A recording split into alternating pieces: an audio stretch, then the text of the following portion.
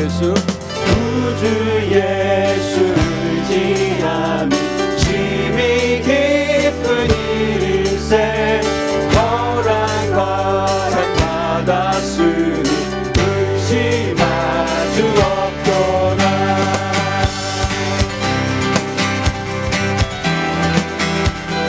구주 예수 의지함이 구주 예수를 지나면 심히 깊은 일세 주를 믿는 나의 마음 그의 빛의 젖이 예수 믿는 것은 받은 증거 많도다. 예수 귀한 예수 믿음 더욱 주소서. 예수 믿는 것은 받은 증거 많도다. 예수 귀한 예수 믿음 더욱 주소서. 구주 예수를 지나요 죄악 벗어버리네 아리 받고 영생함을 주께 모두 얻어. 예수 믿는 것은 받은 증거 많도다. 예수 귀한 예수 믿음 더욱 주소서. 구주 예수를 지나 원하늘 얻었네 영원 무궁지나도록 주여 함께 하소서. 예수 믿는 것은 받은 증거 많도다. 예수 귀한 예수 믿음 더욱 주소서. 예수 믿는 것은 받은 증거 많도다. 예수 귀한 예수 믿음 더욱 주소서. 예수 믿는 것은 받은 증거 많도다. 예수 귀한 예수 믿음 더욱 주소서.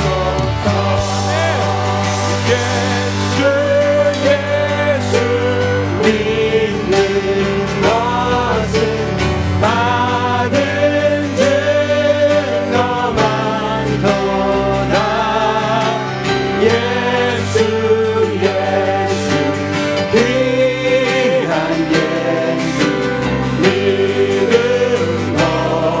더욱 주소서.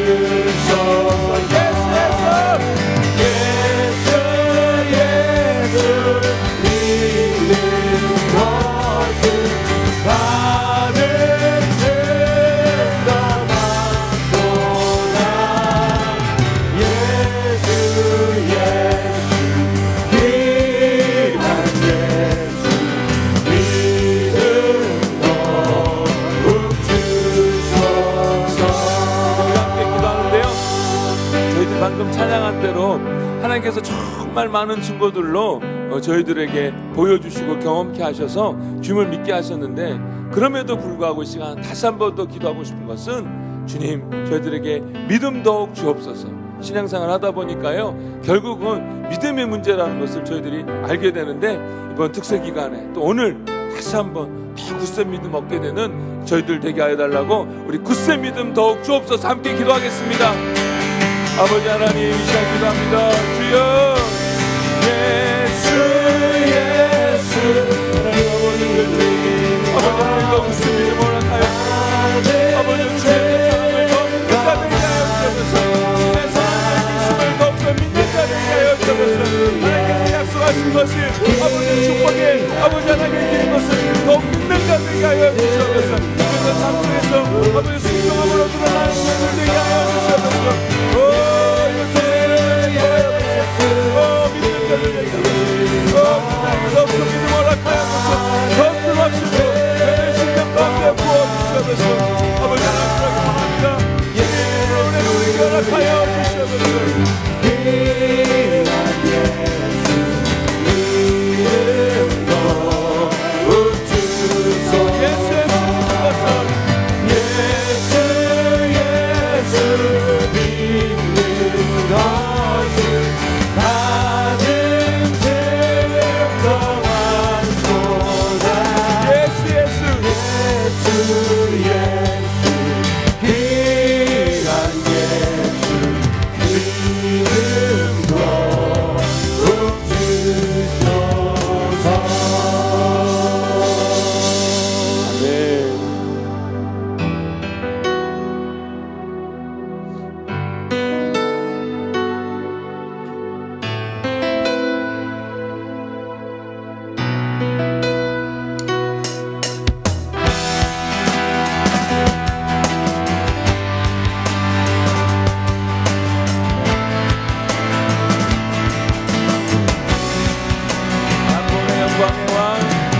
단번의 영광의 왕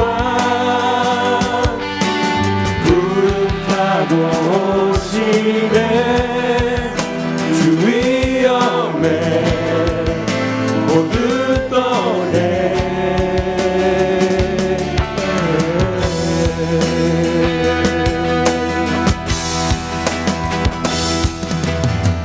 단번의 사랑의 주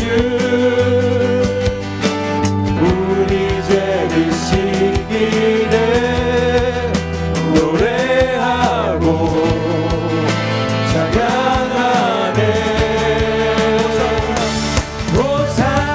호산나 호산나 호산나 높은 곳에 호산나 호산나 호산나 높은 곳에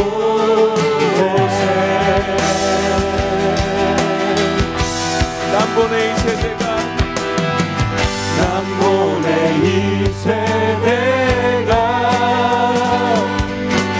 주 위에 일어나네 믿음으로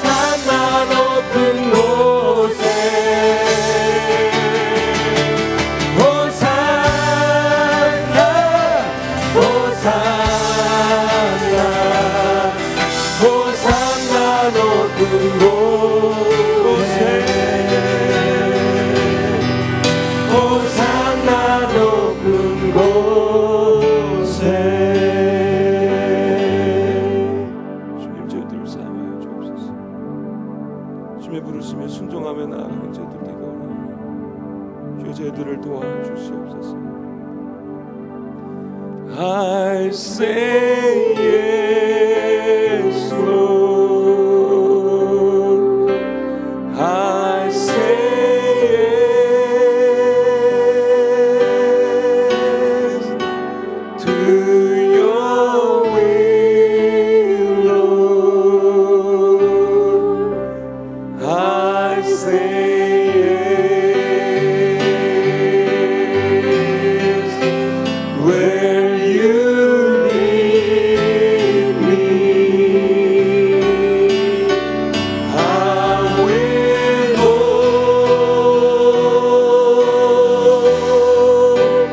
I say yes, Lord. I say yes. I say yes. I say yes, Lord. I say yes to your will, Lord. I say yes where you lead me. I will go. I say yes, Lord. I say yes. I say yes, Lord. I say yes, Lord. I say yes to your will, Lord. I say yes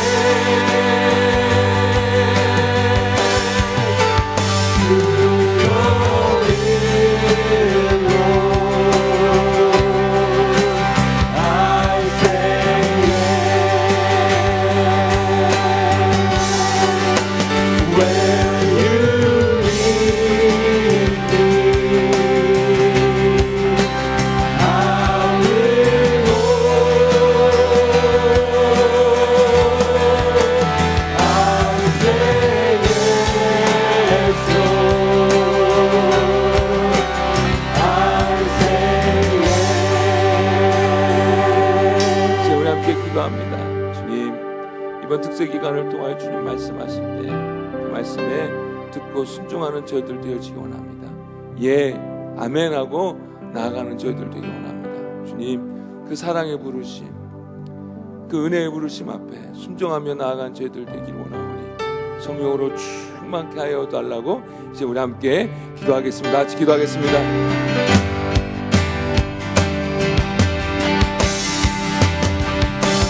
I say yes to your will, Lord. I say yes when you lead me. I will go. I say yes, Lord. I say yes. 주님, 이제 고난 주간입니다. 예수님께서 우리의 죄를 위하여 십자가의 모진 고통과 멸시천대를 당하셨던 그 십자가의 고난을 묵상하며 다시 한번 우리에게 주신 영원한 생명의 은혜에 감사하는 고난 주간입니다. 이 시간 주의 백성들을 이 예배당에서 또 가정 각 처소에서 또 운전 중인 가운데 잠을 깨워주시고 이 생명의 말씀을 듣게 하심으로 우리 모두에게 다시 한번 구원의 은혜에 감격하는 은총을 허락하여 주시옵소서. 오늘 이 아침에도 주의 말씀을 듣겠습니다. 우리의 마음이 뜨거워지게 도와주시고 도전받게 도와주시고 우리의 영혼들이 회복되어지는 은혜의 시간으로 인도하여 주옵소서. 예수님의 이름으로 기도합니다. 아멘. 우리 자리에 앉아주시고요. 우리가 이번 2주간의 부흥회를 통해서 요한복음을 살펴봅니다. 요한복음 안에 나타난 십자가의 은혜를 쭉 살펴봅니다. 오늘 요한복음 11장을 12장과 함께 살펴보는데요. 11장의 말씀은 죽었던 나사로가 예수님에 의해서 다시 살림을 받는 그런 사건이에요. 예수님은 나사로가 부활하는 이 사건을 통해서 예수님 자신이 영원히 멸망할 수밖에 없는 인생들에게 영원한 생명을 주시는 그리스도시라는 것을 증거하는 것입니다. 앞서 말했던 것처럼 복음서의 주제는요, 마태, 마가, 누가, 요한 복음서 주제는 다 똑같아요. 뭐라고 그랬죠? 예수는 하나님의 아들로 그리스도시다, 구원자시다. 이게 복음서 주제입니다. 그래서 요한복음 역시도 1장에서 예수님의 제자들의 입술을 통해서 또 예수님 자신이 증언하시는 것을 통해서 예수는 그리스도시라는 것을, 예수는 하나님의 아들이시라는 것을, 예수는 이스라엘의 왕이라는 것을 선포를 합니다. 그리고 나서 이제 2장에서부터 12장까지는요, 예수님이 7개의 기적을 나타내요. 하나님의 아들이 아니고서는 도저히 이루어낼 수 없는 놀라운 기적들을 나타내세요. 그런데 그 기적을 통해서 예수님은 그리스도시라는 것을 증거하시는 것입니다. 그런 의미에서 이 기적들은 다 표적이라고 할 수 있죠. 기적과 표적이 약간 다르다는 것은 이미 말씀드린 것과 같습니다. 기적이라는 것은 뭐죠? 그냥 기적이에요. 표적은 뭐냐?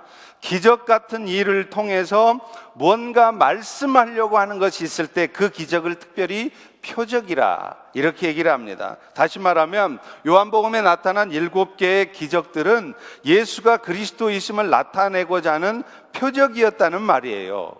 그렇기 때문에 오늘도 우리가 신앙생활 하면서도 자꾸 기적에다가 관심 둘 일이 아니에요.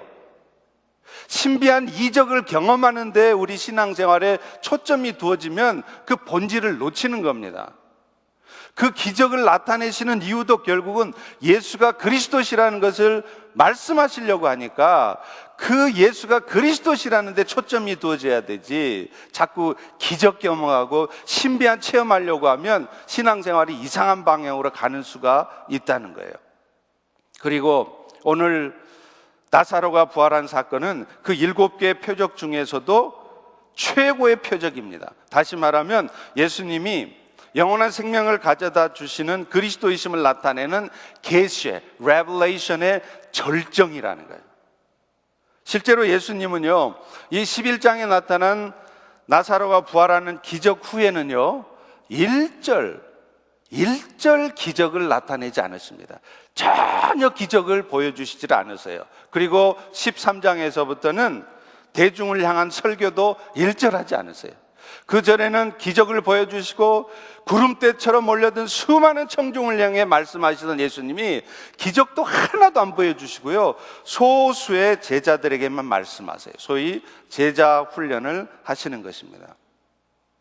복음서에 나타난 예수님의 마지막 표적은 베다니에서 일어났습니다. 베다니는 마르다, 마리아 자매하고 그의 오라버니 나사로가 사는 동네입니다. 이들은 예수님의 사랑을 특별히 받은 사람들이었어요. 그런데 어느 날 예수님의 그 사랑을 받던 나사로가 병이 듭니다.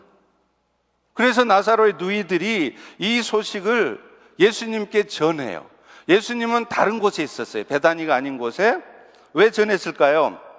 아마도 예수님께서 빨리 오셔서 우리 나사로 병을 좀 고쳐주셨으면 좋겠다, 그런 기대가 있었겠죠. 그런데 이 소식을 들은 예수님의 반응은 의외입니다. 다 같이 4절을 읽습니다. 이 병은부터 시작. 이 병은 죽을 병이 아니라 하나님의 영광을 위하며 하나님의 아들이 이로 말미암아 영광을 받게 하려 함이라 하시더라. 아니, 평소에 사랑하던 나사로가 병이 나서 죽게 생겼다는데 예수님은요, 그 소식을 듣고 놀라거나 슬퍼하시는 것이 아니라 오히려 이 병은 죽을 병 아니라 걱정 말아라. 그리고 이 일로 인해서 예수님 자신이 오히려 영광 받으실 것이라고 말씀해요. 그리고는 예수님은 어찌된 일인지요, 곧바로 베다니로 안 내려가요. 베다니가 아닌 다른 곳에서 이틀을 더 유하십니다. 참 이상하죠? 마치 예수님은 나사로가 그냥 병든 게 아니라 그냥 병 들었다가 죽기를 기다리는 것처럼 시간을 계속 끌어요. 그리고 나사로가 죽은 다음에야 베다니를 향해서 가십니다. 11절에 보세요. 우리 친구 나사로가 잠들었다. 성경에서 잠들었다는 얘기는 죽었다는 얘기죠. 그러나 내가 깨우러 가노라. 베다니에 도착해 보니까 나사로는 과연 죽은 지가 이미 4일이나 지났어요. 여러분, 왜 4일이 지났을까요? 유대 랍비의 전통에 의하면요, 사람이 죽으면요, 죽은 자의 영혼이 3일 동안을 그 죽은 사람 육체 주위를 맴돈대요. 사실은 아닌데 그 사람들이 그렇게 생각했다 이 말이에요. 그래서 다시 육체로 들어갈 틈을 본다는 거예요. 그래서 유대 전통에 하면 3일이 지나야 장사를 어떤 처리를 할 수가 있습니다. 따라서 지금 나사로가 죽은 지 4일이 지났다 하는 의미는 뭐냐? 랍비들의 전통에 의해서도 나사로가 다시 살아난다거나 어떤 또 다른 어떤 역사가 나타날 가능성은 0%, 0%라는 것을 의미하는 거예요. 사실 예수님은 이것 때문에 랍비의 전통을 알고 계시기 때문에 아무 소리 못하게 만들려고 일부러 4일 동안을 지체하신 것입니다. 4일이 지나고서 도착하신 예수님을 맞으면서 마르다는 원망 섞인 말투로 말을 해요. 21절입니다. 주께서 여기 계셨더라면 내 오라비가 죽지 아니하였겠나이다. 아마 우리 성경에는 그런 그 말투나 분위기는 묘사가 안 돼 있기 때문에 잘 이해할 수 없지만 아마 마르다는 이렇게 말했지 않을까 싶어요. 주께서 오셨다면 내 오라비가 죽지 않았겠나이다? 그러면서 근데 왜 이제 오셨습니까? 이제 소용없습니다. 오셔봐야. 지금 이런 얘기예요. 근데 예수님은요, 그런 마르다와 마리다에게 나사로가 다시 살아날 것이라고 말씀을 해요. 그러면서 여러분이 너무나 잘 아시는 그 유명한 말씀을 하십니다. 25절, 26절이에요. 우리 다 같이 읽겠습니다. 시작. 예수께서 이르시되 나는 부활이요 생명이니 나를 믿는 자는 죽어도 살겠고 무릇 살아서 나를 믿는 자는 영원히 죽지 아니하리니 이것을 네가 믿느냐? 이 말씀을 하신 후에 예수님은 나사로가 누워있는 무덤으로 향하세요. 그리고는 나사로의 시신이 있는 굴의 입구를 막아놓는 돌을 옮겨 놓으라고 말씀해요. 그 당시에는요, 사람이 죽으면 오늘날처럼 땅에 매장을 하질 않았습니다. 대신에 굴을 파요. 그리고 그 안에 시체를 놓아두고서는 그 입구를 돌로 막아놓는 거예요. 그런데 문제는 그 돌의 크기가 웬만한 어른들이 혼자서는 굴리기가 힘들 정도의 큰 돌이었다는 거예요. 그래서 예수님의 말씀을 들은 마르다가 이렇게 얘기합니다. 아니 예수님, 죽은 지가 사흘이 지나서 벌써 썩는 냄새가 나는데 이제 무덤 열어서 뭐 하겠습니까? 이렇게 얘기를 해요. 그때 예수님은 마르다에게 40절의 말씀을 합니다. 다 같이 읽습니다. 시작.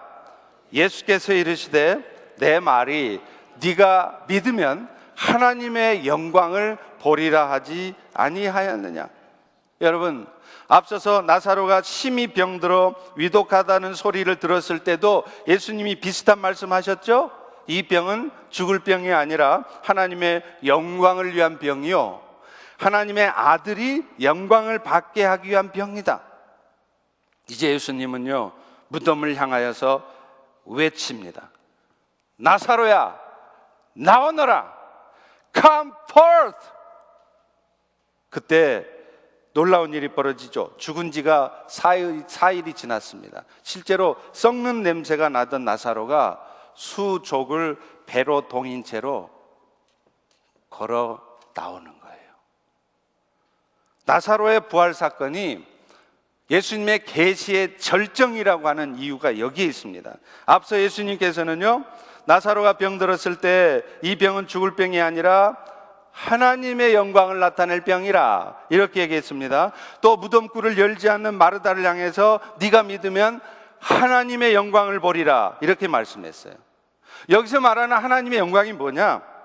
하나님의 부요하심이 외적으로 드러나고 나타나는 거예요. 그런데 여러분, 우리 하나님이 우리에게 보여주시는 부요하심 가운데 가장 크신 부요하심이 뭔지 아세요? 그것은 딴 거 아니에요. 하나님의 가장 크신 부요하심은 우리가 예수 믿었더니 병도 낫게 해주시고, 예수 잘 믿었더니 자식도 다 잘 되게 해주시고, 예수 열심히 믿고 봉사했더니 비즈니스 잘 되게 해주신 게, 그게 하나님의 부요하심이 아니라 사실은 죄 가운데 있는 인생들을 하나님의 자녀로 삼아주시고 영원한 생명의 은혜를 입혀주신 것, 이게 가장 큰 부요하심이에요.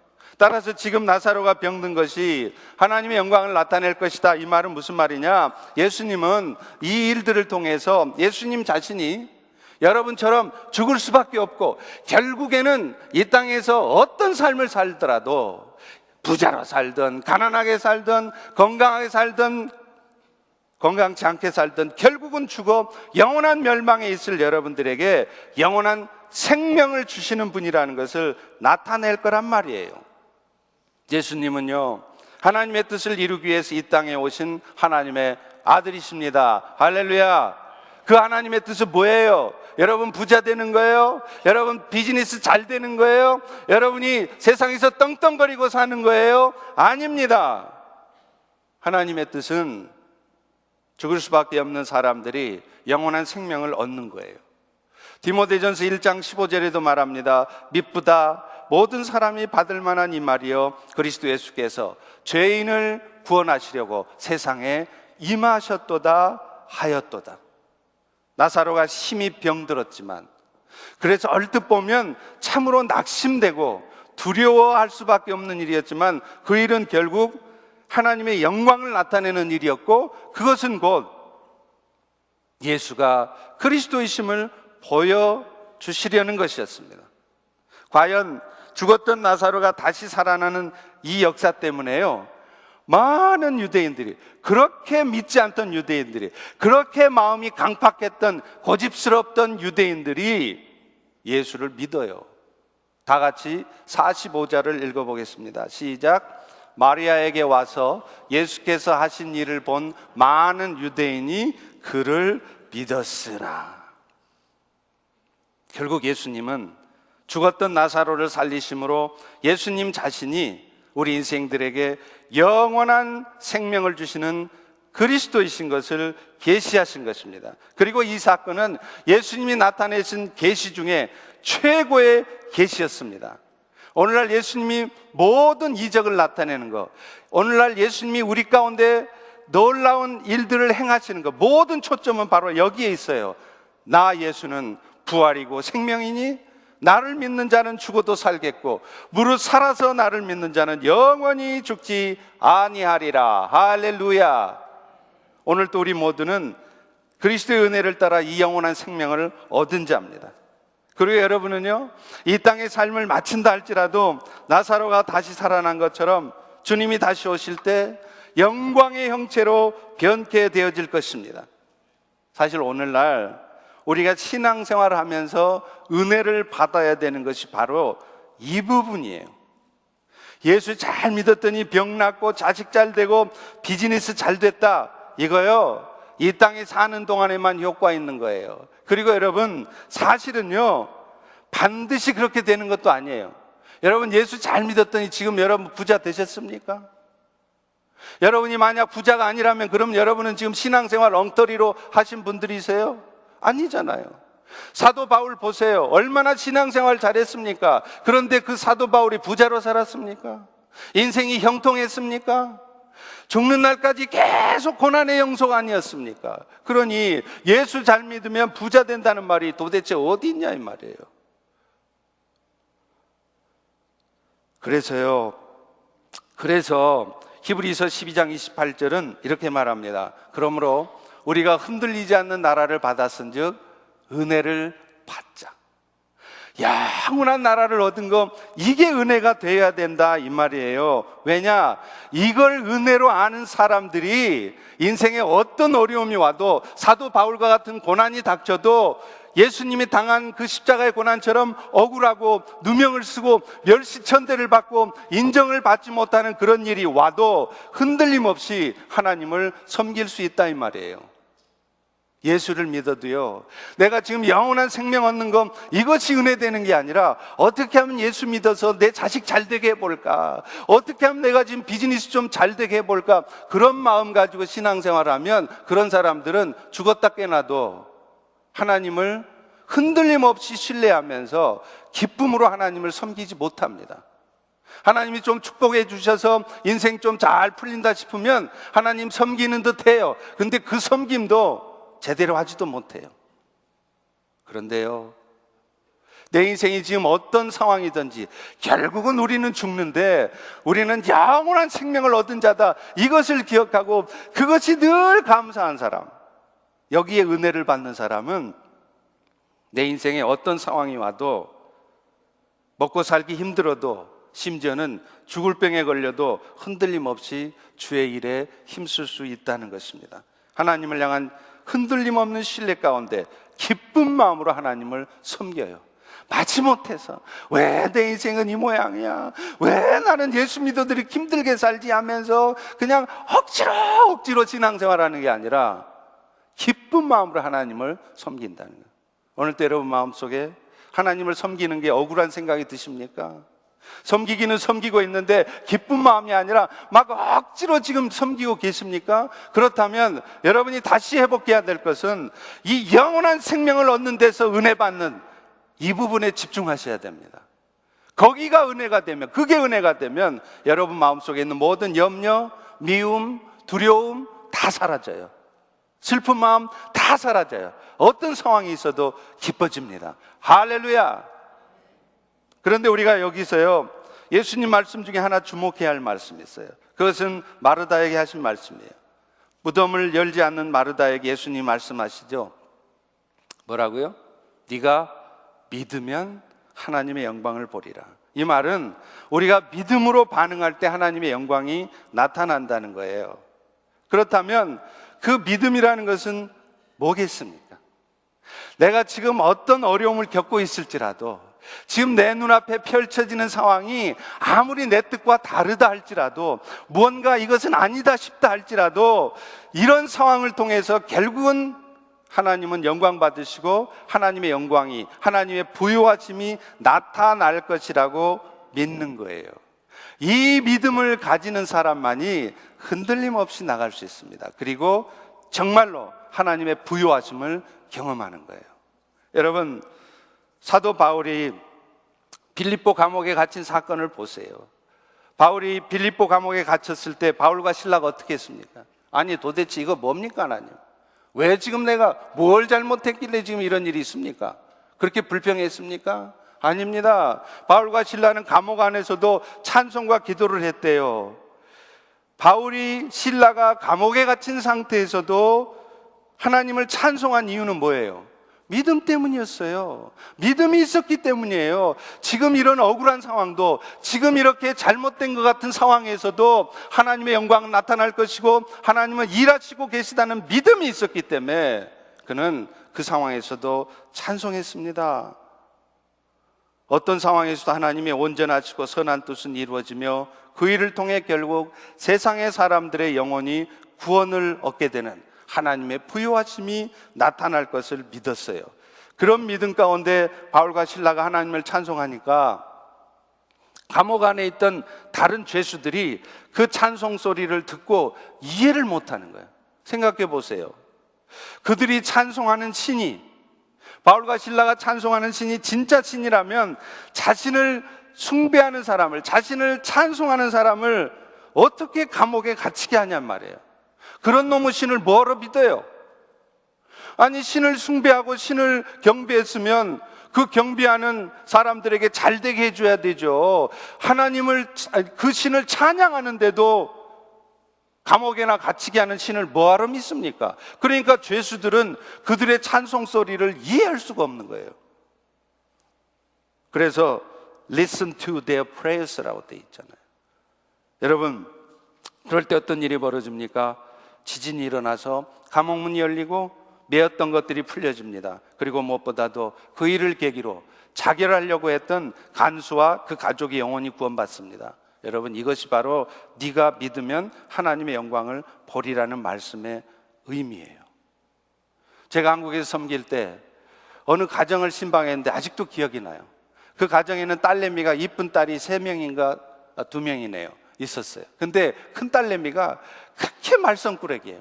얼굴은 예쁘장하게 생겨가지고 그냥 맨날 밖으로 나돌고 집에도 안 들어오고, 그러니 지 아버지가 엄마가 얼마나 속이 터지겠어요. 그래서 맨날 야단치고 두들겨 패기도 하고 아무리 그렇게 해도 말을 안 듣더라는 거예요. 근데 어느 날 말씀을 듣고 깨달았습니다. 아, 이게 사람 힘으로 되는 게 아니구나. 하나님이 하시는 것이구나. 그리고 하나님께 맡겼어요. 하나님께서 하실 것이라는 믿음을 가지고 맡겼어요. 그러고 나니까 마음이 편해지니까 집에 안 들어와도, 늦게 들어와도 막 옛날 같으면 야단치고 그랬을 텐데 그렇게 야단을 안 치게 되더래요. 그런데 놀라운 것은 그렇게 그 딸내미를 쥐고 내 뜻대로 딸내미를 만들어 가려고 갖은 애를 썼을 때는 계속 튕겨나가던 애가 하나님이 하실 것을 믿고 하나님께 맡기고 가만 내버려 두니까 오히려 집에 일찍 들어오더래요. 그래가지고 제가 신방을 갔을 때는 아무 문제 없는 정말 효녀인 딸로 되어 있더라고요. 그러면서 그 아빠가 그런 말을 해요. 목사님, 제가 잡으려고 할 때는 안 잡히더니 하나님께서 하실 것을 믿고 놔뒀더니 이제 잡히네요. 이런 얘기를 하시는 거예요. 여러분, 생명의 주인이 되신 그분이 하시는 일에 우리가 할 수 있는 일은 될 수 있으면 아멘 하는 거예요. 세상 살며 경험했던 어설픈 경험 가지고 하나님이 하시는 일을 판단하지 마시기 바랍니다. 하나님을 신뢰한다면 이렇다 저렇다 말씀 마시고 하나님의 말씀하신 대로만 해보세요. 아니에요. 말씀과 현실은 달라요. 현실을 직시하세요. 이런 말을 많이 할 게 아니라 하나님이 하실 것입니다. 이런 말을 먼저 하시라는 거예요. 그러면 어떤 일이 벌어지는 줄 아세요? 육신의 생명뿐 아니라 영혼의 생명이 구원되지는 역사를 경험하게 될 것입니다. 여러분의 삶에도 하나님의 부요하심이 증거되고 나타나게 될 것입니다. 이제 12장은요 마리아가 예수님의 발에 향유를 붓는 사건이에요. 예수님은 이 사건을 통해서 뭘 말씀하시느냐? 예수님 자신이 이스라엘의 왕으로서 자기 백성들을 위해 십자가에 죽으실 것을 예표하는 거예요. 앞서 11장까지 예수님은 기적을 통해서 하나님의 영광을 나타내셨어요. 하나님 부요하심을. 근데 이제 요한복음 12장을 기점으로 해서는 예수님은 기적을 일절 보이지 않습니다. 그리고 오히려 십자가의 죽으심을 통해서 하나님의 영광을 나타내요. 예수님을 위한 잔치가 베다니에서 벌어집니다. 근데 이때 마리아는 지극히 비싼 향유 옥합을 깨뜨려서 예수님의 발에 부어요. 자기 머리털로 예수님 발을 닦습니다. 그러자 거기 있던 가롯 유다라는 제자가 마리아의 행동을 비난하듯 이렇게 말합니다. 5절에 나오죠. 이 향유를 어찌 300데나리온에 어찌하여 300데나리온에 팔아 가난한 자들에게 주지 아니하였느냐? 얼핏 보면 가롯 유다가 굉장히 가난한 사람들 생각하는 사람 같죠? 근데 지금 가롯 유다가 그 말하는 것은 그 돈으로 마리아가 헌금을 했다면 그것을 자기가 몰래 빼내갈 수 있었을 텐데 그게 안타까워서 한 말이에요. 6절에 그 이유가 나옵니다. 이렇게 말하면 그가 가난한 자들을 생각함이 아니요 그는 도둑이라 돈꾀를 맡고 있었는데 거기 넣은 것을 훔쳐갑니다. 그런데 이런 유다의 말에 예수님은 의외의 말씀을 하세요. 오늘 살펴볼 말씀이 이 말입니다. 우리 7절을 같이 한번 읽어보겠습니다. 시작. 예수께서 이르시되 그를 가만두어 나의 장래할 날을 위하여 그것을 간직하게 하라. 여러분, 고대 근동사회에서 예수님 당시에 향유를 발에 붓는다는 것은 두 가지 의미가 있습니다. 하나는요, 그분이 곧 죽을 것이라는 것을 의미하는 것이고, 또 하나는 그분이 바로 왕이시라는 의미예요. 고대 근동사회에서는 사람이 죽으면 향유를 붓습니다. 이것은 물론 더운 지방에서 시체 썩는 냄새가 나는 것을 커버하기 위해서 한 일이었겠죠. 근데 예수님은 지금 마리아가 향유를 붓는 사건을 통해서 예수님 자신이 곧 죽을 것이라는 것을 미리 보여주시는 거예요. 그리고요, 또 고대 근동에서는 300데나리온, 대략 계산을 해보면 일꾼들이 거의 1년 임금에 해당하는 값비싼 향유인데, 이런 값비싼 향유는요, 왕들에게만 사용하는 것이었어요.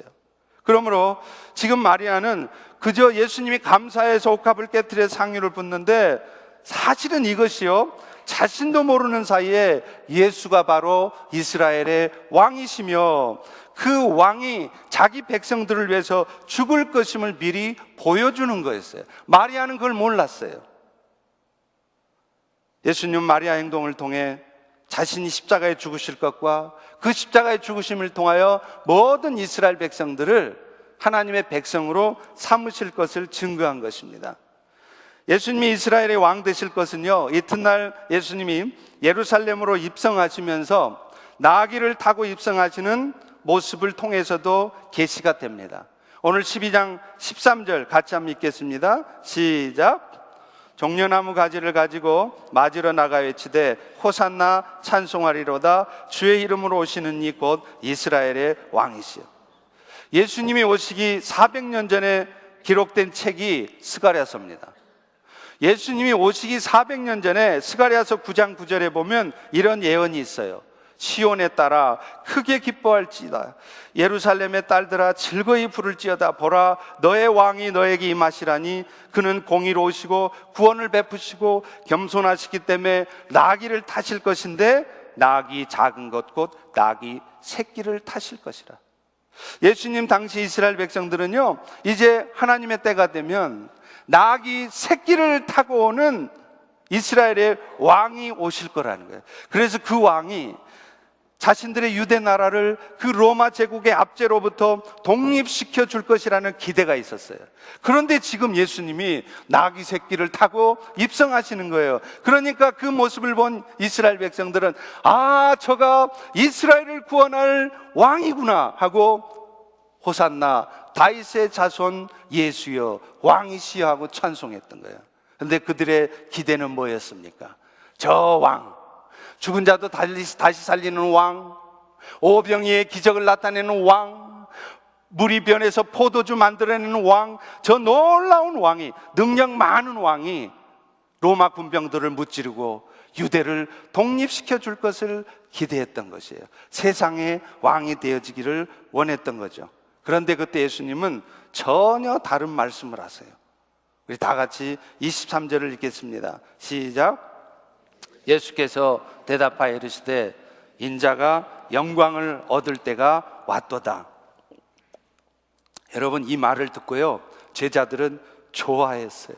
아싸, 우리 예수님이 이제 진짜 이스라엘 왕으로 실력 발휘를 하셔갖고 저 나쁜 로마 군병들 다 무찔러서 우리 유대 나라 독립시켜 주시겠구나, 그 생각을 하고 좋아한 거예요. 그런데 예수님 말씀하시는 그 영광을 받으신다고 하는 방법이 제자들이 생각했던 방법하고는 전혀 달랐어요.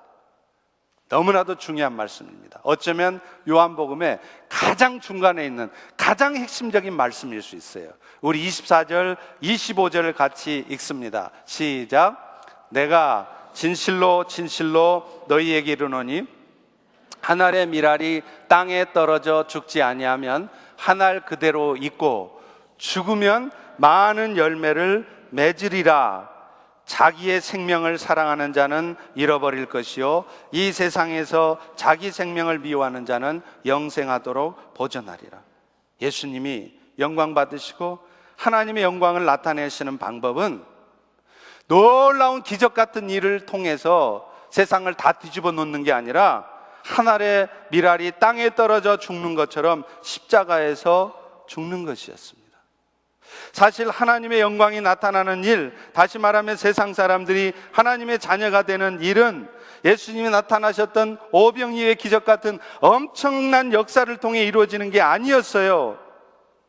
그분 자신이 죄 없으신 몸이고 창조주의 권능을 가지신 모습이지만 아무런 힘이 없는 사람처럼 당해주시고 손해봐주시고 그저 아무 말 없이 묵묵히 십자가에 죽어주실 때 하나님의 영광이 나타났습니다. 그리고 이것이 예수님 자신이 진정으로 영광받는 길이었습니다.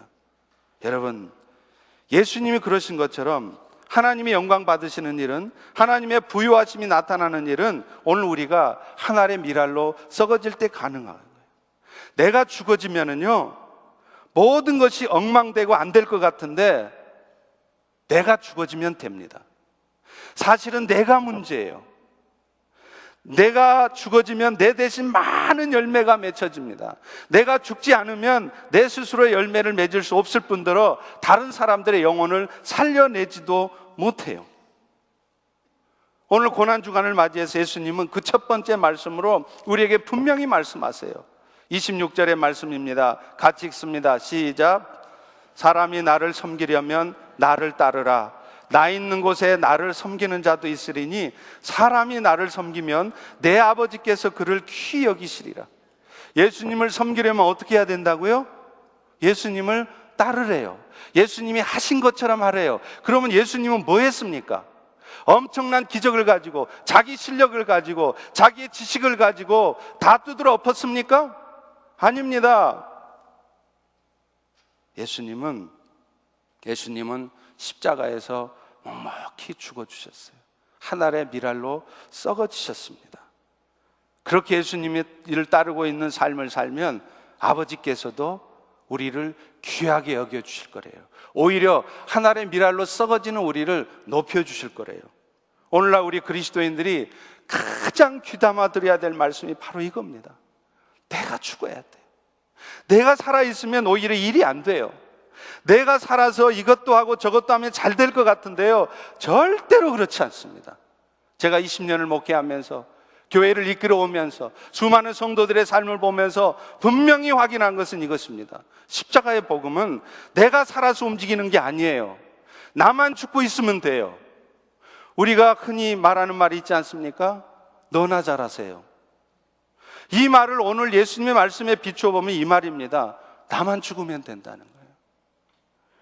제가 정말 좋아하는 말씀이 있습니다. 저의 평생의 교훈의 말씀이고요, 또 전하고 싶은 말씀이에요.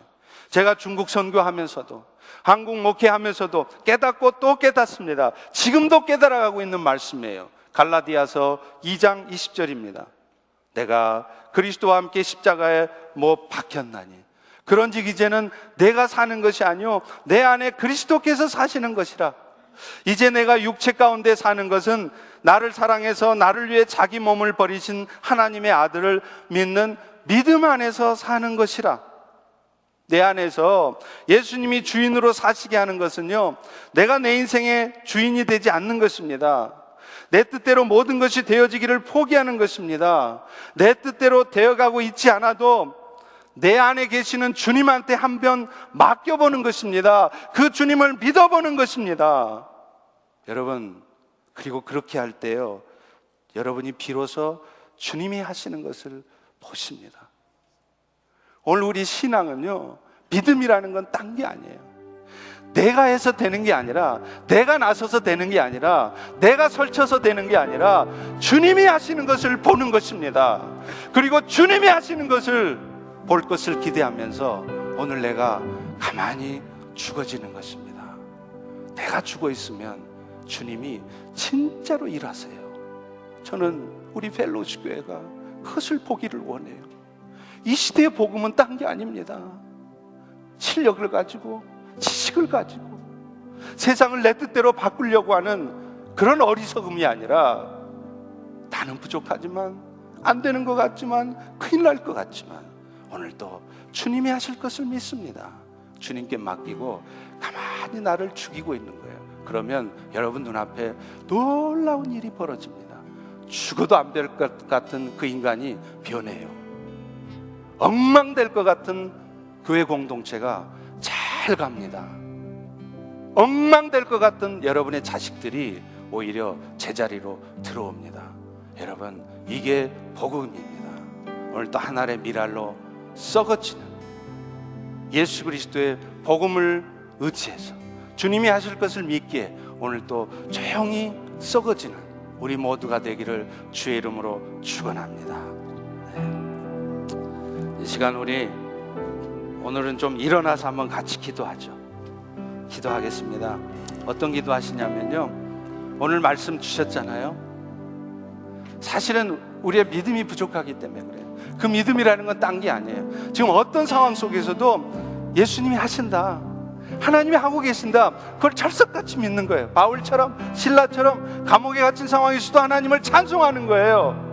딴 말하는 게 아니에요. 하나님을 찬송하고 있는 거예요. 그리고 조용히 나를 죽이고 있는 거예요. 그럴 때 주님이 일하십니다. 하나님, 이 예수의 십자가의 복음 갈라디아서 2장 20절을 붙들고 우리 모두가 죽어지기를 원합니다. 내가 죽을 때 주님이 일하시는 것을 우리 펠로십이 보기를 원합니다. 우리 같이 주여 일창하시고 통성으로 기도하겠습니다. 주여! 할렐루야. 아버지 하나님, 주님 그렇습니다. 아버지 하나님, 주님 우리가 하는 거 아닙니다. 아버지, 내가 나서서 되는 거 아닙니다. 하나님, 내가 설쳐서 되는 것이 아닙니다. 주님이 하십니다. 오늘도 우리가 귀담아 들어야 될 말씀이 이 말씀인 것을 압니다.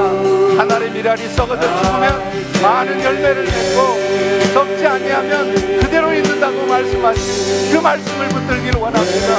오늘 십자가의 복음의 비밀을 깨닫는 우리 모두가 되겠습니다. 철저히 십자가 앞에 죽어주는 우리가 되겠습니다. 하나님이 하실 것을 믿기에 오늘도 나서는 것이 아니라 설치는 것이 아니라 내가 조용히 죽어지는 우리 모두가 되겠습니다. 그리고 우리의 마음속에 그렇습니다. 주님이 하십니다. I say yes. 주님이 하고 계심을 믿습니다. 그 믿음 가운데 조용히 묵묵히 내가 갈 길을 가고 내가 해야 될 일을 하는 것이, 그것이 십자가의 복음이고 우리가 해야 될 일인 것을 깨닫습니다. 오, 주님 도와주시옵소서. 하나님 도와주시옵소서. 주님 도와주시옵소서. 오늘도 이 은혜가 우리 모두에게 깨달아지게 하나님, 우리의 마음속에 진정한 하나님 회개가 있게 도와주시고 우리의 삶에 하나님의 부유하심이 나타나게 도와주시옵소서.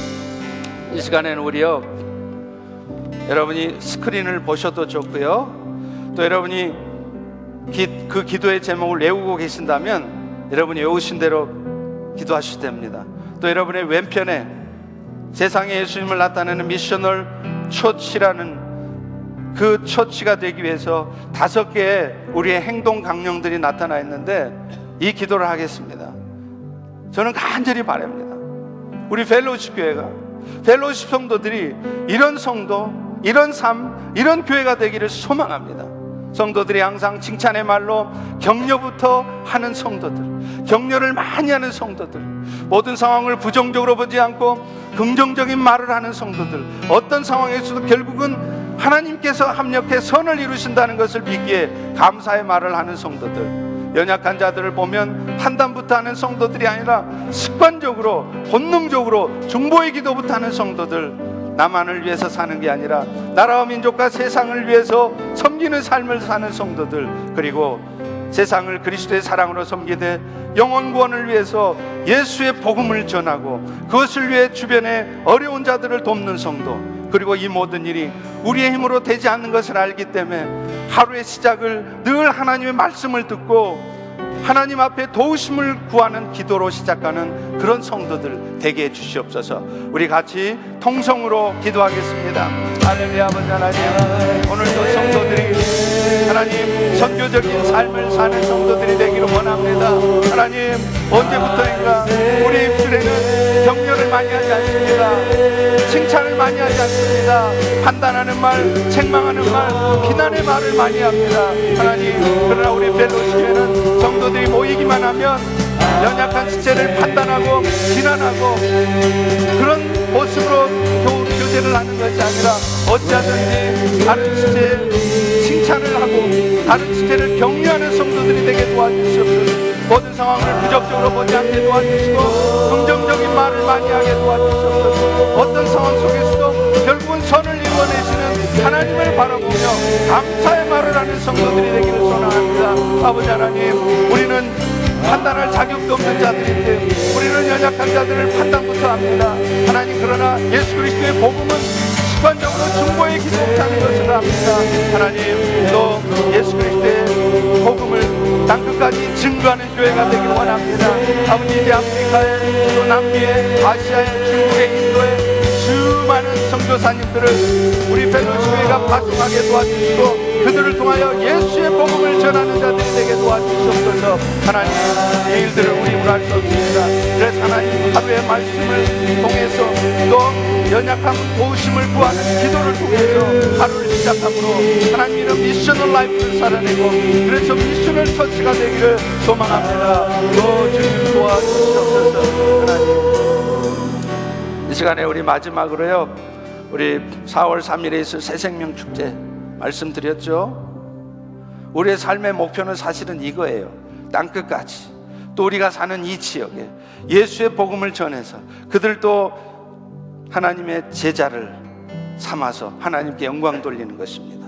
하나님의 부유하심이 나타나게 하는 것입니다. 그것을 위해서 이제 4월 3일 새생명 축제가 놀라운 영혼구원의 역사가 있게 도와주시옵소서. 그리고 스크린을 보여주시면 스크린에 우리 메릴랜드와 버지니아 우리 초청 대상자들 명단이 나옵니다. 각 캠퍼스별로 알아서 메릴랜드 캠퍼스는 메릴랜드, 버지니아는 버지니아 명단을 보면서 우리 같이 기도하겠습니다. 할렐루야. 아버지 하나님, 오늘도 우리 새생명 축제를 위해서 기도합니다. 하나님, 한 영혼을 전하보다 귀하게 여기시는데 하나님, 오늘도 우리가 주님 이 새생명 축제를 통해서 우리 눈앞에 영혼들이 구원되어지는 것을 보기를 원합니다. 먼저 우리 김상수 권사님, 백전현 그 유창신 형제를 위해서 기도합니다. 하나님, 우리 박정란 권사님, 주님 우리 남편 우리 유창신 성도님의 그 영혼을 불쌍히 여겨주시옵소서. 하나님, 그가 이 육신의 질병을 통하여서 예수 그리스도를 알게 도와주시고 아버지, 우리 권성남 집사님, 장석윤 자매를 위해서 기도합니다. 우리 이명순 집사님, 박정규 자매를 위해서 기도합니다. 하나님, 저들의 영혼이 구원되게 도와주시옵소서. 아버지, 나우 집사님, 이계찬 성도님과 또 우리 김덕수 집사님, 김동환 성도님을 위해서 기도합니다. 또 우리 신윤희 집사님, 양토마스 형제를 위해서 기도합니다. 하나님, 이제 저들의 영혼이 우리가 이름을 불러 기도할 때 우리 눈앞에 정말로 구원되어지는 것을 보기를 소망합니다. 아버지 하나님, 또 이수 집사님, 우리 공상환 또 형제와 또 공명자 자매를 위해서 기도합니다. 하나님, 저들의 영혼이 구원되게 하옵소서. 우리 정두범 집사님, 우리 사자한과 또 전주열 형제를 위해서 기도합니다. 김창희 자매를 위해서 기도하오니 이제 저들의 영혼이 이번 새생명 축제를 통해서 놀랍게 구원되게 하옵소서. 우리 사주원 집사님, 우리 박정규 형제를 위해서 기도합니다. 그 영혼이 집사님의 기도를 통하여 회복되게 도와주시고 우리 김상수 집사님, 문보현 형제, 또 홍성영 형제를 위해서 기도하오니 하나님, 우리의 기도가 땅에 떨어지지 않고 구원되게 하시고 우리 김현우 형제님, 강성민 형제를 위해서 기도하오니 그가 예수 믿고 구원하게 도와주시옵소서. 정광민 집사님, 재문숙 자매, 또 배경 자매를 위해서 기도합니다. 그들 이제 예수 집사님의 기도를 통하여서 구원받는 역사를 도와주시고 우리 원대희 자매님, 김유미 자매를 위해서 기도하오니 하나님, 그 영혼을 구원하여 주시옵소서. 우리 최수적 집사님, 김인동 형제, 또 김명자 자매를 위해서 기도합니다. 이제 주님 앞에 서기 전에 그들이 죽기 전에 예수를 영접하게 도와주시고 우리 윤정희 권사님, 지용배 형제, 또 지경자 자매를 위해서 기도하오니 이번 새생명 축제를 통해 저들도 함께 구원받게 하옵소서. 윤상 장로님, 우리 우재영 형제를 위해서 기도합니다. 저들의 영혼이 주님 앞에 나오게 하시옵소서. 강동민 집사님, 우리 우성미 자매를 위해서 기도하오니 하나님, 저들의 영혼이 놀랍게 구원되어진 역사를 나타내 주시옵소서. 아버지, 우리 이영근 집사님, 우리 김윤기 형제, 또 김혜정 자매를 위해서 기도합니다. 하나님, 신용진 집사님, 우리 신성기 형제와 또 자매를 위해서 기도합니다. 하나님 저들의 영혼이 구원되게 하시고 우리가 이름을 불러 기도하는 것이 헛되지 않도록 도와주옵소서. 아버지 우리 이영진 집사님, 아버지 인지연 자매를 위해서 기도합니다. 하나님께서 구원시켜 주시옵소서. 아버지 하나님 우리 항선 장로님, 이jen이 자매를 위해서 기도하오니 하나님 저들의 영혼이 구원되어 주시도록 아버지 하나님 도와주시옵소서. 이제 우리 조영희 집사님, 사랑하는 조준호 형제를 위해서 또 조성기 자매를 위해서 기도합니다. 하나님 저들도 이번 세생일을 위해서 주님 구원되게 하시고 우리 오기순 자매, 주님 정준상 형제를 구원시켜 주시기 원합니다. 하나님 오늘도 우리의 기도가 헛되지 않은 것을 압니다. 주님 응답되게 하신 것을 감사합니다. 주님 기도합니다. 하나님 도와주시옵소서. 하나님 이 시간 우리가 이름을 부르며 기도하는 것이 헛되지 않은 것임을 압니다. 예수님께서도 목자는 자기 양의 이름을 불러가며 그들의 앞장서서 이끌어 간다라고 우리 밖에 있는 영혼을 양떼를 한 마리도 놓치지 않고 우리 안에 들이게 하신다고 말씀하셨사오니 이제 우리가 이름을 불러가며 기도할 때 하나님 저들의 영혼이 구원받게 도와주시고 이번 새생명 축제를 통해서건 아니면 또 다른 교회를 통해서건 하나님의 때 저들의 영혼이 구원받게 하시되 새생명 축제를 통해서 우리 구원받는 역사를 우리 모든 성도들이 보기를 원합니다. 오 주님, 그래서 간절히 원합니다. 이제 우리 펠로시 교회도 영혼 구원에 대한 열정들이 회복되기를 원합니다. 우리가 이 땅에 사는 목표가 그 영혼들을 구원하는 일인 것을 우리 모두가 다시 한번 깨닫고 그 일에 한마음 한뜻이 되어서 전심전력하는 우리 모두가 또 우리 펠로시 교회가 되게 도와주시옵소서. 예수님의 이름으로 기도합니다. 아멘.